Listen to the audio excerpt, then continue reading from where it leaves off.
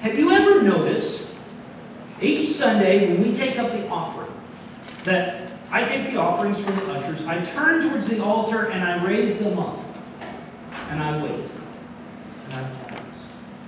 Have you ever wondered why I do that? It's not meant to be all dramatic. It's meant because our offerings are part of our worship of God. It's part of the way that we worship God. Giving is an act of worship. And so I take that moment to pause and say, God, thank you for all of your blessings. You are worthy of praise. You are worthy of our worship. This past week, I looked up the meaning of worship, the background behind the word worship. And the word actually comes very simply through the English, and it's short in the sense for worthship. It is the way that we show God that we believe God is worthy, that we declare God is valuable in our lives.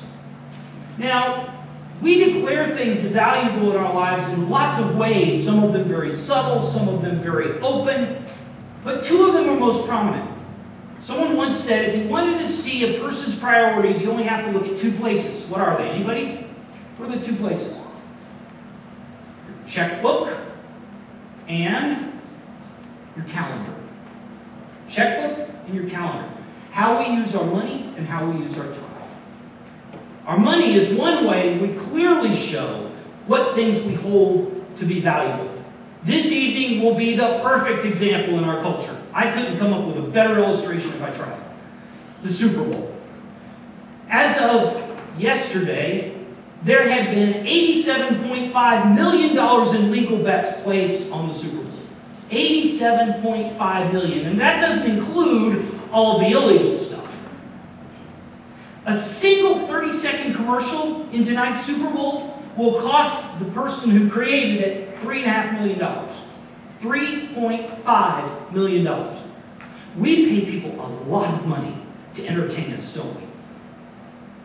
Contrast that with how much we pay our school teachers. Some school teachers, those who are raising our children, those who are protecting and developing our most precious resource, some of them don't make more than $20,000 a year. A little different how we show worth to these different parts of our culture. We also will show worth to those who can do something for us. The great example for this nowadays is healthcare. I was talking to someone this past week in our community who said when he had open heart surgery, he only had to pay a small amount. He had a small copay. The total cost of the surgery was $500,000. $500,000 for open heart surgery. Well, it makes sense. For short of heaven, nothing really is more important to us than life itself, right? To protect one's life. And so we value that very highly. I think that's part of the reason why healthcare costs have skyrocketed. It's one of the reasons. It's because what can you give in exchange for one's life? Jesus said that in another context. I'm taking that out of context intentionally. But it's true. What would we give in exchange for our lives? Except for life everlasting. So one way we show how much we value something is by how much we will pay for it, by our money. The other is our calendar. We see this today in our culture, especially in the way Sunday has gradually been lost as a Sabbath day in our culture. It used to be 50 years ago, there were blue laws, no businesses were opened on Sundays, you went to church and you spent time with family. It was a Sabbath day, a day of rest. Well, that has slowly been eroded away. And by the way, during that same time period, worship attendance has slowly eroded away nationwide. To the point now that there are sometimes children's activities on Sunday mornings that conflict with church itself. Worse yet, because of that, we're now constantly going 24/7, aren't we? I don't know about you, but my life often feels like I am on a gerbil wheel. The faster I run, the faster the wheel moves, and I can't get off. In a sense, we have given up the Sabbath, and God has sort of let us go our own way there, hasn't God? What we value based on our time and our money. To be fair, this sense of priorities that we share in our culture isn't new. Jesus faced these same questions of priority in his day. Remember when Jesus went in and cleansed the temple? And he threw down the temples of the money changers and he said, "You have turned my Father's house into a marketplace." People were valuing making a buck off of others, especially off of the poor who were coming in to offer sacrifices at the temple. In today's text, people come to Jesus because they want healing. The whole city, it says, crowded around his door in front of him. And he did heal many who were sick with various diseases. He cured many with demons.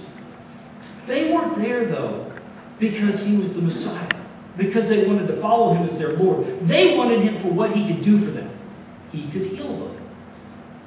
The next morning, then, when Peter hunted for him, I love that word, the vividness of that word. You can almost see Peter with a bow and arrow. Where is he? Where's Jesus? Hunts for Jesus, and then they say, "Everyone is looking for you." Why? They want more healings. But Jesus says, "Let us go on to the neighboring towns so that I may proclaim the message there also." Jesus' mission was far more important than pandering to people's direct needs. And so he went on to the other cities and the other towns.